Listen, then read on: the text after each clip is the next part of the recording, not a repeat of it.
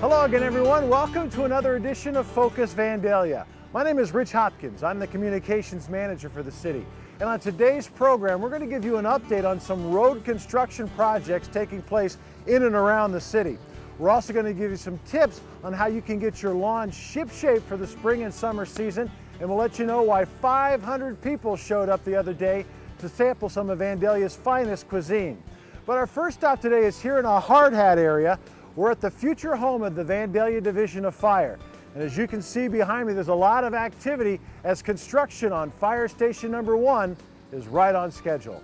This was the scene in July of last year when Vandalia dignitaries gathered at Stone Quarry Crossings to turn the first shovelfuls of dirt on the construction of a new Vandalia fire station.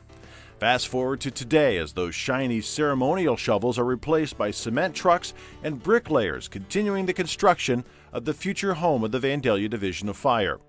Fire Chief Chad Follick says the project has passed the halfway mark now and is on pace for a summertime move-in.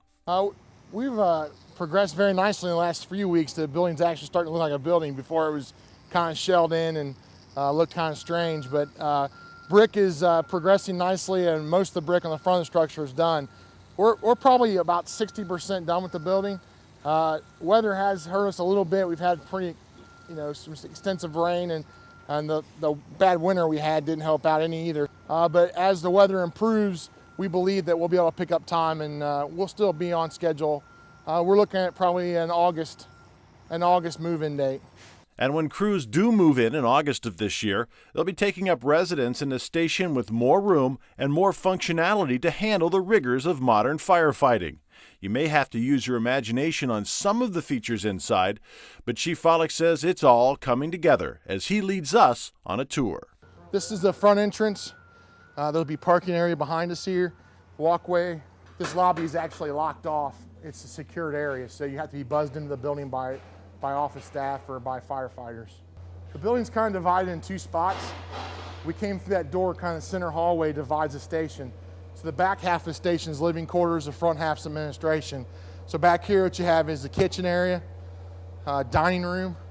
And as you come out of the living area, on both sides you're going to see 4 rooms. These are sleeping rooms. And then we've kind of shared spaces. We didn't create a bunch of room for offices. On the other side, you'll see 4 rooms there. The first one is our air room where our breathing air stuff is going to be. So all of our compressor and breathing air stuff will be there. Our second room is just a shop area, a workshop. Third room's clean room, which is not something we've never had before. We deal with a lot of patients, so we have some stuff that sometimes gets contaminated with biohazard. The final room is a fire storage where we keep hose and miscellaneous equipment on storage racks there. Another building that's getting nearer to completion is the 70,000 square foot facility that will soon be home to Crown Solutions. Assistant City Manager Rob Anderson says the new building will allow the Vandalia Company to expand its product line and grow in the future. They're about, I'd say, 50% along with the building, and construction is going very smoothly. They've been lucky to get some good weather lately, and the building is really starting to take shape. The Crown Solutions project is a positive for the city of Vandalia for a number of reasons. First and foremost, because it's a local company choosing to grow locally. It's an existing company that's looking to do some real good growth here. In fact, they're looking at the potential of possibly doubling their size over the next 5 years. So it's good that we could keep this company in town and give them a nice new building here that'll hopefully keep them here for many years to come. The sounds of new construction can also be heard on National Road, where a local veterinarian is building a new clinic. My favorite pet is doing a new building there on National Road. The new building is going to be a nice brick building. It's going to sit close to the street, have a nice presence out there, and really be a good addition to what's happening on National Road. National Road will also see construction later this summer as the streetscaping project that began in 2006 continues both east and west along Route 40. The next 2 phases are actually been funded through stimulus money that, had it not been spent in Vandalia, would have probably been spent somewhere else in the region. But we're getting about $1 million to help do the next 2 phases of the streetscape project, which are from Foley Road east to Brown School, and then from Maple Avenue west to the Dixie interchange. With so much activity taking place in Vandalia, you may begin to think the economic downturn of 2009 is starting to lift. Anderson says it may be too early to tell, but the early indications are that things may be improving. From an economic development standpoint, we're actually seeing a lot of activity so far in the first part of 2010. We have the construction projects that are going on, not only with the public work, the schools, the streetscape. We've got Crown Solutions and some other private companies doing some work, and definitely starting to see a lot of people at least ask questions about doing project, which we didn't necessarily see in 2009. With more businesses looking at expansion and growth in 2010, it only makes sense that Vandalia's Taste at the Crossroads event enjoyed a little growth in year 3 as well. The tasting event was held on April the 27th at the hangar on North Dixie. As you can see, a good crowd of about 500 people turned out to try out some of the best cuisine Vandalia restaurants, caterers, and bakeries have to offer. For 3 hours, the multi-purpose room at the hangar was wall-to-wall people sampling everything from ribs to fried pickles to cakes and other desserts. Vandalia Butler Chamber of Commerce Executive Director Will Roberts says the event is important and that it raises money to support the Chamber's mission throughout the year. Excellent crowd throughout the evening. There's waiting room to get in when we first open the doors. Good push of people. We bring these dollars in to help support the business community. The dollars that are brought in today will go back into the community to help support the businesses and activities for those businesses, from networking events, our business expo, the parade, just ways like that to draw the community and businesses together. For more information on the Vandalia Butler Chamber of Commerce, you can check out their website at vandaliabutlerchamber.org or call 898-5351. And while businesses lean on the Chamber for support throughout the year, many Vandalia residents lean on property maintenance inspectors to keep the city's appearance looking good. The mission of Vandalia's property maintenance inspectors is to enforce the codes that relate to property upkeep so that property values remain high. It's a job that falls into the hands of Kip Milliken, who finds himself focusing on different aspects of property maintenance depending on the time of the year. As we head into the spring and summer months, his focus shifts to lawns and grass cutting. We're looking for properties that the grass is over 8 inches. That's our maximum height with the city of Vandalia here. Anything over 8 inches, we will post a property, giving the homeowner 5 days to mow the grass. If not, then it would be enforced mowed. Enforced mowing is a last-ditch effort by the city to keep up a neighborhood's appearance. When notices to cut grass and vegetation fall on deaf ears, the city will use a private contractor to get the job done, then send that bill to the property owner.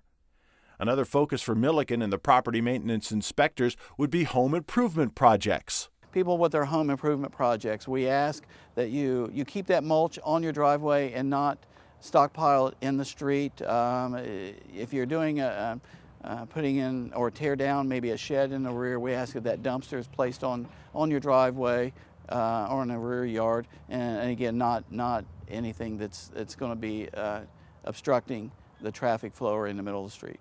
If you have a question about what is or is not allowable, or to report a situation you'd like investigated, you can call the Property Maintenance and Code Enforcement Hotline at 415-2324.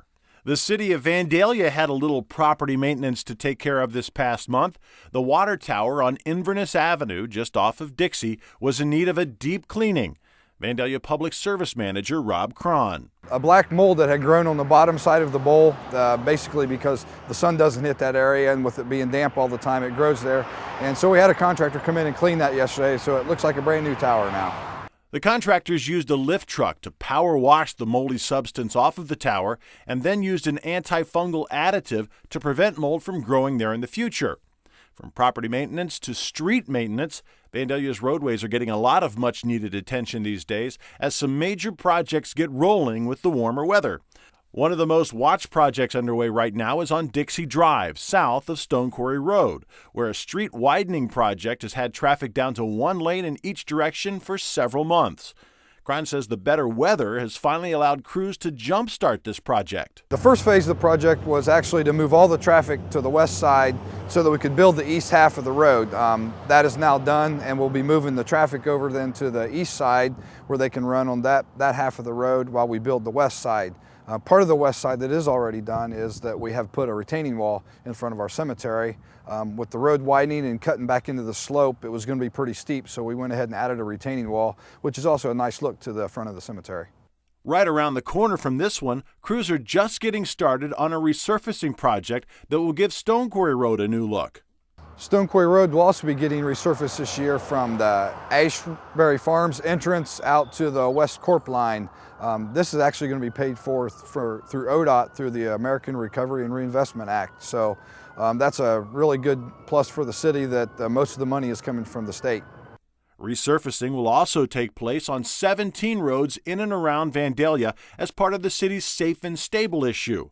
And on Peters Pike, the road that runs in front of Stone Quarry Crossings is getting a new look.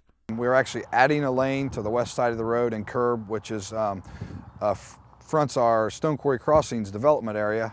They're working on the storm sewer right now as we speak, and that should be completed within the next week or so, and you'll see the lane starting to go in next. Cron says the new roadway will look better, but it's also designed to allow traffic to flow more freely as the Stone Quarry Crossings development continues to grow. And from a crowded street to a very empty parking lot, our last stop today is here in the parking lot of the Castle Hill Swimming Pool. It's one of the best bargains in Vandalia for the summer months. Now, right now this parking lot is empty, but come June and July and August, this parking lot will be full of people taking advantage of the swimming pool. If you'd like more information on becoming a member of the Castle Hill Swimming Pool, check out our website, www.vandaliaohio.org. That's going to do it for this edition of Focus Vandalia. I'm Rich Hopkins. Thanks for watching, and we'll see you next time.